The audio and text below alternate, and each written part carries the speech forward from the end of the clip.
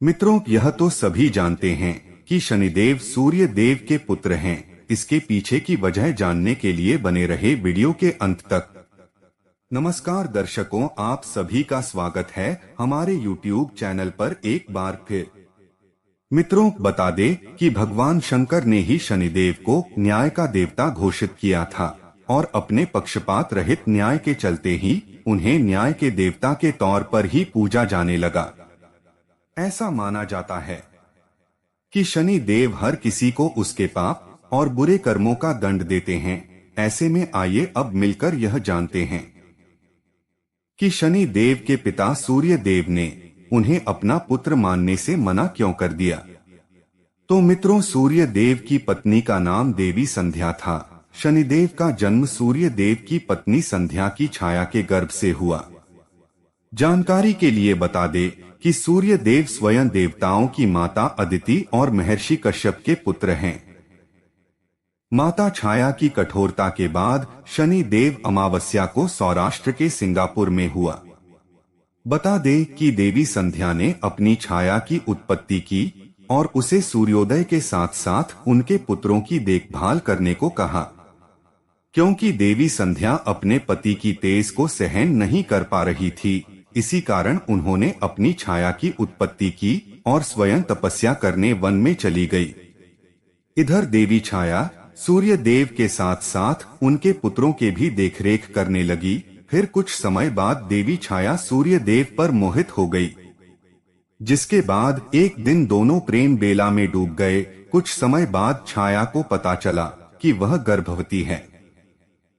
तभी उन्हें देवी संध्या ने वन में बुलाया कि अब तुम्हारा समय पूर्ण हुआ, अब तुम यहाँ से चली जाओ, तुम एक दासी हो और तुम मेरे प्रभु के करीब नहीं रह सकती। देवी संध्या की बातें सुनकर छाया जोर जोर से रोने लगी और उसने कहा, देवी, मैं तो आपकी छोटी बहन जैसी हूँ, मैं इस अवस्था में कहाँ जाऊंगी, मेरे साथ ऐसा अनर्थ न करें।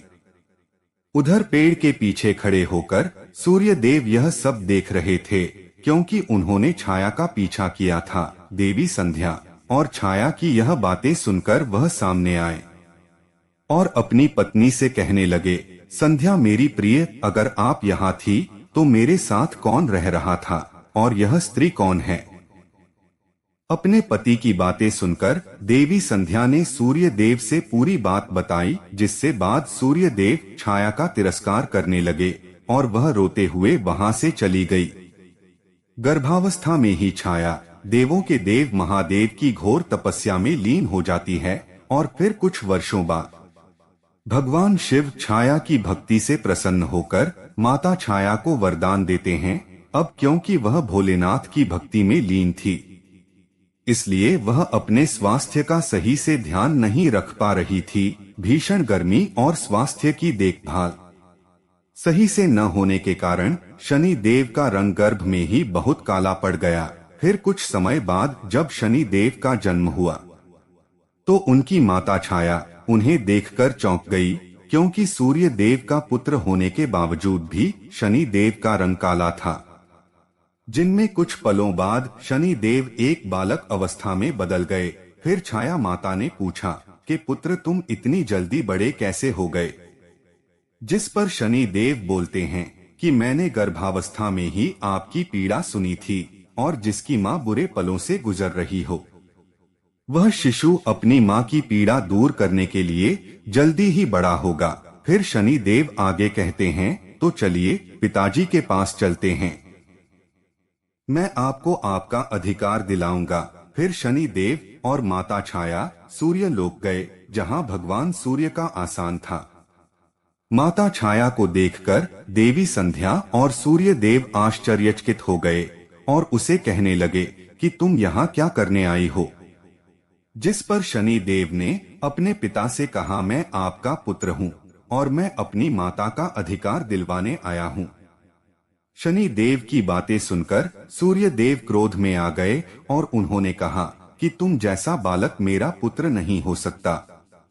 न जाने तुम्हारी माता ने किसके साथ रिश्ता बनाया, जिसका परिणाम तुम हो। मैं तुम्हें अपना पुत्र नहीं मानता। वहीं देवी छाया सूर्य देव की बातों पर रोने लगी और कहती है, यह आप ऐसा लांछन मेरे ऊपर ना लगाएं। मैंने आपसे पूरे मन से प्रेम किया, आपकी सेवा की, जिसका यह परिणाम है, आप मेरे चरित्र को तार तार ना करें।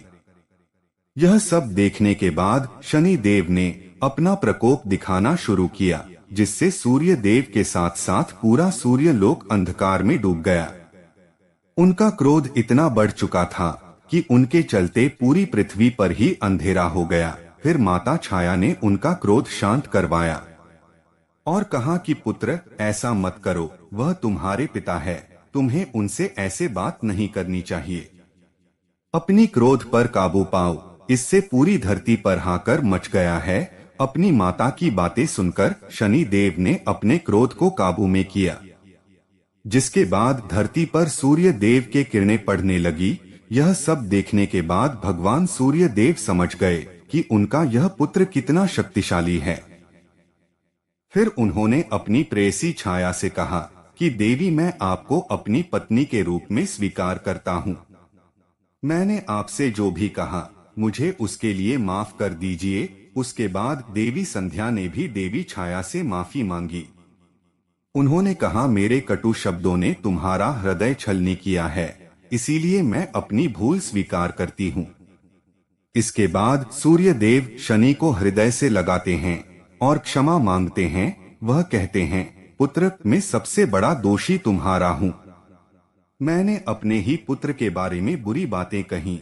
अपने पिता की भूल को माफ कर दो। जिस पर शनि देव प्रसन्न होते हैं और कहते हैं कि अब मैं यहाँ से जा रहा हूँ।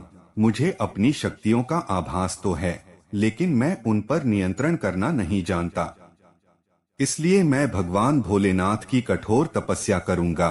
और इतना कहकर वह वहां से चले जाते हैं।